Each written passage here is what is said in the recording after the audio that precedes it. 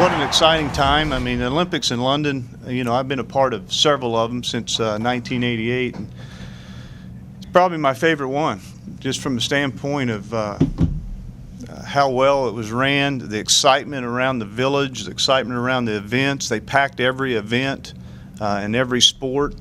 They just really came out, you know, and the people of London, you know, that's what makes the Olympics great, is the people of the city, you know, and these people went out of their way to make sure that all the athletes, coaches, and the visiting people just had a good time. It was a wonderful, wonderful city and a wonderful event. So, and then of course bringing home a medal and being a part of that with Coleman, that makes it even, you know, even better. So, anyway, great experience. We were over there a lot. We were over there for about 20 days between there and Belarus, and you know, it was just a great experience for everybody involved. Questions? You guys have a chance to relax yet? It seems like you've been going ever since the opening ceremonies.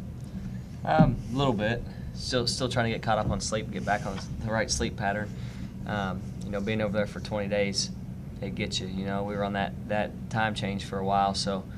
Still waking up real early, you know, so just trying to get back onto that, and that's about it. Just sort of, I'm relaxing. I don't know if he has, you know, he had to get back and get to work. So, has anyone tried to explain to you how, I guess, dialed in everyone was watching the matches, and just though, I mean, the sport was great around here. Yeah, that's what they said. I've heard everybody tell me that they, you know, that it was really, everybody was focusing on it and everything, and that's awesome to know. And you know, and that's part of the reason, you know, it makes it so easy to go out there and compete, is because people and fans like this around here and all around the country, you know, and that's what I was doing it for, is, you know, is for that. We had a lot of people from Stillwater there, you know, but really the time we're there, we really don't know. We're not watching anything. There's not much to watch because we're in two different areas between the village and where the United States coaches stayed. You know, you're seeing Great Britain's telecast, and they're showing what they're doing well in, and that was a lot of cycling. I will tell you that. I think 1/3 of their medals came from that sport, and you know, so they're not showing a lot of what we were doing well in. We were, you know, for us, we were watching the medal count, you know, and it was something that keeps us motivated. And when we win a medal, they post it up immediately, and we know who won or what medal they won. And chasing China there at the beginning, and then catching them and you know, putting the foot down at the end, that was exciting for everybody involved over there. You know, it's a little bit of a statement. We're not ready to give that medal count up, and it was good to see, and we took part in that. Wrestling took part of it, and freestyle. We won 3 medals to add to the total count. How do y'all prepare? There's so many challenges and things. Even when you score, you don't, and they go challenge. Did it? Maybe he scored. Maybe you did. I mean, that's something on the international level you just get used to. Yeah, but you know, I think the rules are about as good as they've ever been. There's a lot of action. I mean, it's probably one of the best tournaments I saw in freestyle. Of course, that's all I had a chance to see. You couldn't get into anything else. You know, there was no tickets available. It was exciting, you know, because we watch folk style wrestling in the United States. It gets a little bit complicated if you're watching and you're not used to it. But being around it, it was exciting, you know, from the standpoint of, you know, throughout Coleman's matches, I thought, you know, maybe one call we could have got. It was a questionable call, and it could have went either way, and it was at the end of the first period against the Azerbaijan wrestler. But other than that, I thought most of the calls were good, and the wrestling was fantastic. Wrestling's getting tougher in the world. It's getting better. You know, since the Soviet Union broke up into 14 republics, they're all, you know, it's their top sport in their those countries, and for a lot of them, it's the only medals that they're winning. So from here on out, you know, we need to take these 2 gold medals. The first time we've won 2 gold medals in freestyle wrestling since 1996. and Kendall Cross was one of those in '96. First time we've won 3 medals since 2004. So got a little momentum going for ourselves in the sport of wrestling, and bringing home the medals and these guys putting that effort out is a big plus for us. I want to hear you talk about the fact that you know, like your coach was talking about, going against the best in the world, bringing that bronze medal back to the Stillwater with that team. It is definitely, you know, every tournament you go into, you have the mindset of winning. You know, I came up a little bit short there in the semifinals, and I was sort of hard on myself right after. I felt like I left some out on the mat, you know, and I know Coach kept preaching, don't make sure that doesn't happen, you know. So I was sort of upset with myself there for a while, but after I thought about it, you know, I guess coming back with a medal is a lot better than 5th, you know, and you know, I just had to. That's the mindset I went with it. I wasn't going to be denied, and I was definitely going to save face and come back and bring something back with me. It definitely wasn't the color I wanted or the outcome, but you know, it's something to build on. It was my first world team I've made, and you know, I didn't. A lot of people didn't think they thought I'd do all right. Didn't think I was going to medal, and I wasn't the top 7, 8 in the world, and you know, I thought I was, and I knew I was, and I just had to prove it to them. And you know, I think it is room to build on me. I'm still very motivated right now. You know, sort of chomping at the bit to. I want another shot at that kid, wrestle him again this year. You know, hopefully, if he stays down at 60.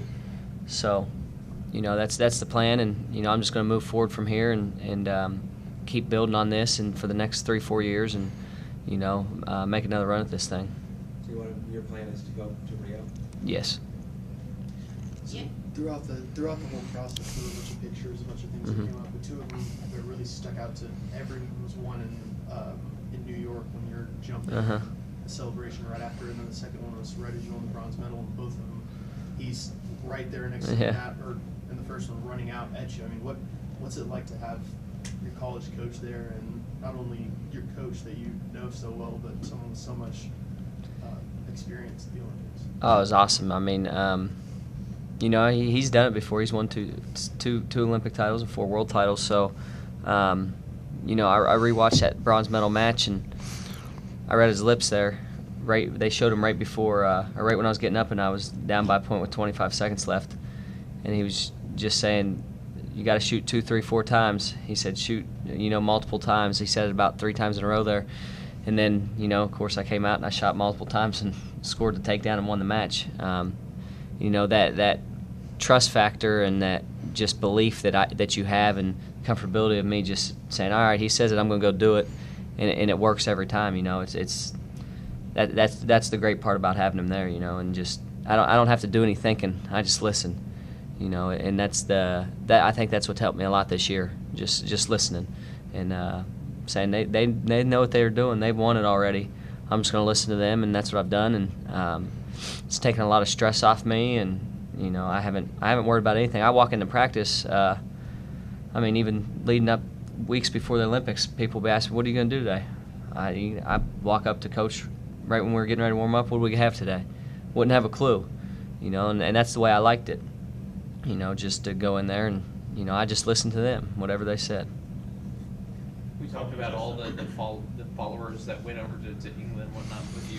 What was it like getting to share that special moment with all those people who've been following your career so long? It was awesome. You know, they have been following my career for 20 years, 21 years. And, of course, that tournament, like Coach said, I watched it the 2 days that I wasn't wrestling, and it was probably the best tournament I've ever been able to watch.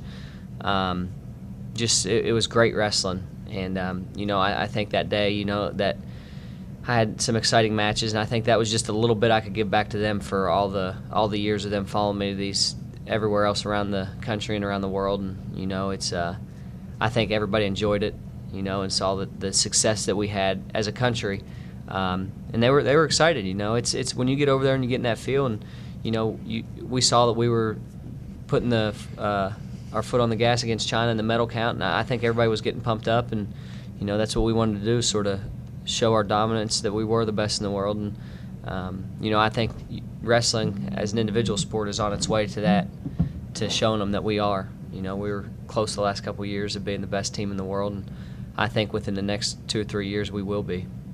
Go back to the end of the bronze medal match and just obviously it was so crazy there at the end. Just your emotions and just kind of what was going through your head when all of that happened. You know, that sort of the same exact. It was almost identical to the same match that I wrestled with that kid at the World Cup.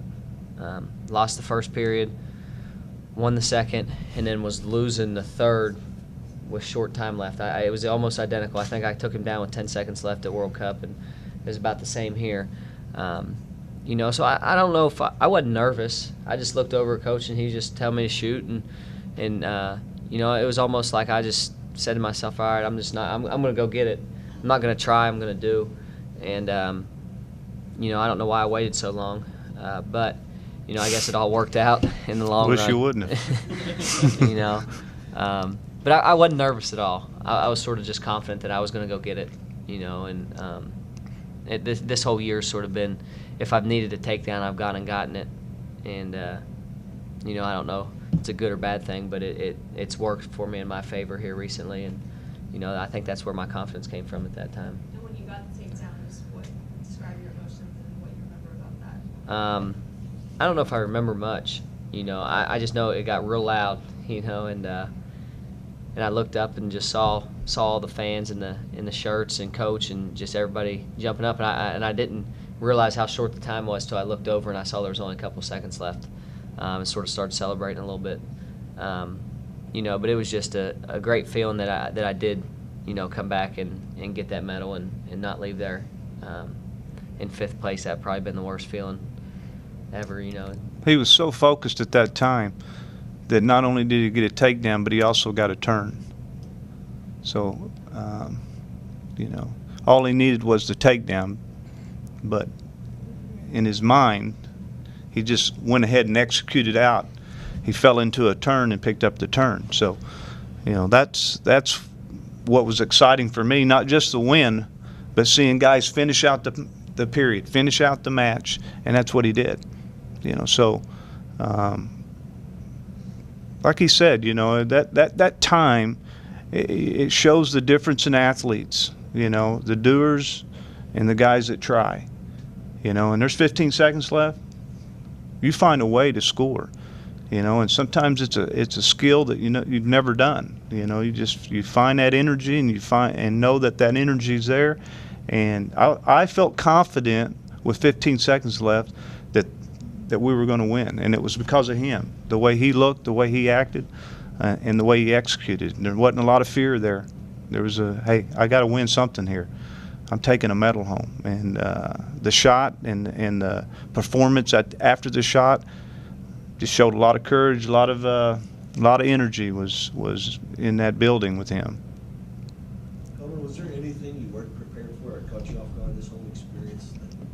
Yeah, the one thing, it was very first match. You know, I stayed pretty calm the whole way leading up to the Olympics. Never really got too hyped up about it, and just kept telling myself, yeah, it's another tournament, you know, but I will elevate my level of wrestling and intensity of this. But, you know, it is just another tournament. And I think everything came to a head when I was walking out of the tunnel for the first match. It was just the emotion that I wasn't ready for. That place erupted. You know, I didn't expect that. Not just my fans, but there was a lot of U.S. fans there, and that place started chanting USA as soon as I walked out, and it sort of hit me right then, you know, which wasn't a very good time. You know, I think I sort of downplayed that whole thing. That's not going to happen to me, you know, and it did, you know, and I think that's why I was a little bit slow starting that first match. Even more so than being in the national finals and all of that? Yeah, definitely. You know, and at the Olympics, I mean, we're way in the back. You can't really hear the arena. You don't, you know, and I was sort of one of the first matches. I was the first USA guy. And, you know, I guess I didn't expect it to get that loud and that many people be there encouraging us, and it was just, it all came right there, because I didn't feel anything before that, you know, until I walked out. That didn't happen at the opening ceremonies or anything? Opening ceremonies it did, but I didn't have to do anything, you know. Opening ceremonies, it was awesome, you know, we were walking around the infield of the track, and getting ready to walk up into the middle where we were just finishing up. And, of course, Great Britain walked in as the last country. And that place, I mean, everything started shaking. It was the stage was shaking, and you know, I got chills, and it was the loudest I've probably ever heard anything. You know, and that was probably the moment, one of the best moments I've ever had. You know, but of course I didn't have to go do anything. I just stood up there, so it didn't bother me too much. Did you get a chance to interact with any athletes from other sports at the Village or anything like that? Any cool memories? that you can share? Yeah, we did. You know, we stayed right next to the track and the swimmers, and you know they're actually really good guys. You know, we got stood up by the women's gymnastics team. You know, it was the first day we were there. We were walking out of the calf, and we saw them walking sort of that direction, all 5 of them. And you know, they're only 16-year-old girls, but it was our whole team. And you know, the kid that went up and asked him, Jordan Burroughs is reigning world champ, and he's sort of the face of wrestling. And he went up and said, "Hey, can we all get a picture with you?" And they sort of just said no and walked on by. Sort of embarrassing to get stood up by a 16-year-old. You know, but other than that, everybody was awesome. You know, opening ceremonies, the basketball players, I bet took thousands of pictures that night. You know, and I never once saw anybody say no. You know, I mean, they were just great guys. You know, we went into basketball practice one day, sort of snuck in there. I knew it was a closed practice, but they were getting ready to start, and Kobe came over and sort of talked to me and my teammate there and the team leader, just us 3, and he sort of just came over and started chit-chatting. You know, and I was sort of caught off guard by it, and you know, but just genuinely just good people, you know, and they are. It was very fun to be around. Do you have any advice for Kobe in his game? No, I don't think I can tell him anything about that. You know, but I guess it was just you know, you see all these people putting them down for doing the stuff that they do, and you know, there's so much negativity around those guys because they're in the spotlight all the time. It was just cool. I mean, he just came over, shook our hands, talked to us, and you know, I was like, holy cow, didn't have to do that. You know, it was a cool experience. Is your medal in that bag by any chance? I have it, and that's Coach's bag. I do have it. I do have it in my pocket. So he told me to bring it wherever I go so people can see it. So Yeah. sort Have of. you been kind of just bringing it around? With Not as much. No, it sort of sits in my car or my house. I just sort of, you know, if I need to go somewhere, you know, like this, Coach he told me to bring it. You know, he made a good point. You know, when you know, coming here, I'm around the Olympics and Olympic champions, and him and Coach Monday, and you know, Coach Guerrero was in the Olympics, and we're around it every day. A lot of people aren't. You know, they've never seen a medal. They've never, you know, and we have, so we sort of downplay the whole thing. But, you know, so I guess it's something that everybody could, you know, see, and you know, it is pretty cool. Do you have an idea of where you're going to display it in your house or anything yet? Nah, I'll probably just put it in a box in the closet somewhere. You know, I don't think I'm not a big fan of displaying stuff in my house. You know, about me. You know, I'd rather have pictures of my daughter or something up. You know, so. Have you been to your hometown since this? I have not. You know, I haven't been anywhere. We came to Stillwater Monday and been here just sort of. There's a party right there. I'm sure, you know, they usually like to throw pretty big parties back here. John, how about the fact that all the medals came from Big 12 guys? It felt pretty good. Yeah, it's changed a lot since those guys wrestled in the Big 12. You know, I think the thing that was exciting for both of us, you know, is that we're part of Oklahoma State, and Coleman is going to be on our staff this year and take a position on our staff. You know, it just it's an important part of our history. You know, it's Coleman was the 16th medal in our program. We have 13 gold, 1 silver, and 2 bronze. And just being a part of that, you know, I know it's very special for me, you know, to be a part of that group. And now for him, it's definitely an important part, and I'm sure it helped him, you know, high level of motivation there as you walk in the front there and you see those Olympians that have medaled. Now we got to tear that down and put a new face up there, you know. So it's gone way back, guys, you know, back to 1924. And, you know, it's definitely something that I think helps us all reach a little deeper, dig a little deeper, put harder workouts in to continue that legacy and be a part of that tradition. The Big 12 did show its face. All 3 medalists came from the Big 12, Iowa State, Nebraska, and of course Oklahoma State. Those athletes wrestled at the time in the Big 12. So, yeah, we got something to battle with a little bit in recruiting during a little bit of a struggling time. Speaking of that sign, you mentioned before you went that you told Coach that you're going to make him change that sign. Yeah. How does it feel now to be able to say, hey, you got to pay no money now to Yeah. take care of that? Yeah, I mean, we've been joking all year. I said, hey, you're going to have to change that sign. And he said, trust me, that'd be my pleasure to change that thing. And, that's one of the first things I told him, when we walked off the mat, we got in the back. I said, well, now we do have to change that sign for real. And, he said, that's the plan. And I'm glad that I didn't eat my words on it, I should say. Cole, you talked about it a little bit earlier where Coach says something, you do it, and it works every time. Mm-hmm. Can you talk about just the relationship that you have with him and how you view him as a mentor? I mean, I came here as an 18-year-old kid, all the way from Pennsylvania.